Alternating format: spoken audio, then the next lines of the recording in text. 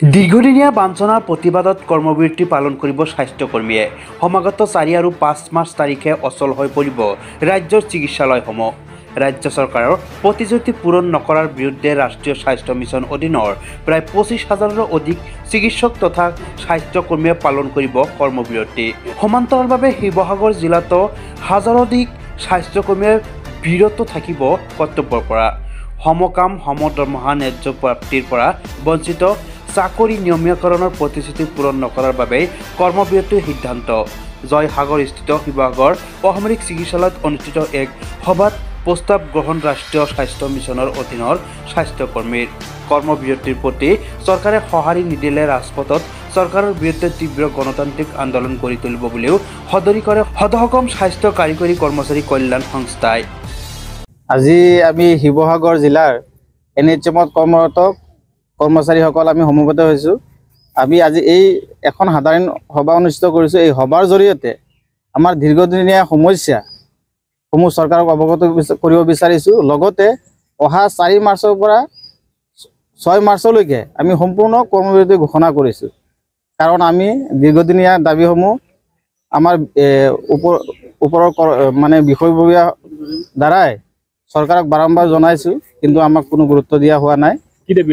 আমাৰ দাবীসমূহ হ'ল যে বিশেষ নিযুক্তি প্ৰক্ৰিয়াৰ জৰিয়তে NHMত কৰ্মৰত কৰ্মচাৰীসকলক নিয়মীয়াকৰণ কৰিব লাগে আৰু চাকৰি নিয়মীয়াকৰণ নোহোৱালৈকে 7 পে স্কেলৰ আমাক দৰমহা দিব লাগে।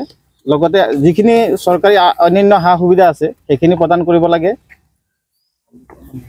আৰু সমকামৰ সমদৰমহা লাগে। আৰু মহামান্য উচ্চতম ন্যায়ালয় আৰু উচ্চ ন্যায়ালয়ৰ পৰা আমাৰ এখন ভাৰ্ডিক্ট আছিলে যে সমকামৰ সমদৰমহা দিব লাগে। যিহেতু আমি একেখিনি কামকে আমাৰ ৰেগুলাৰখিনিও একেখিনি কামে কৰে, আমি NHMত কৰ্মৰত কণ্ট্ৰেকচুৱেল কৰ্মচাৰী একেখিনি কামকে কৰোঁ, সেইখিনি আমাৰ পূৰণ কৰিব লাগে।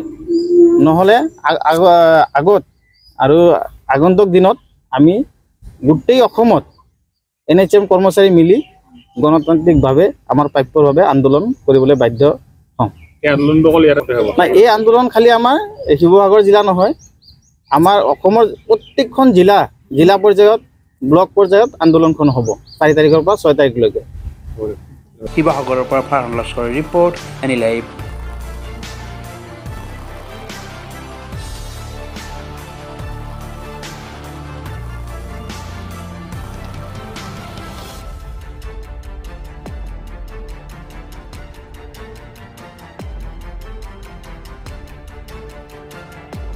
খবৰ মানে এনি লাইভ 24/7 আৰু এনি লাইভ ডিজিটেল।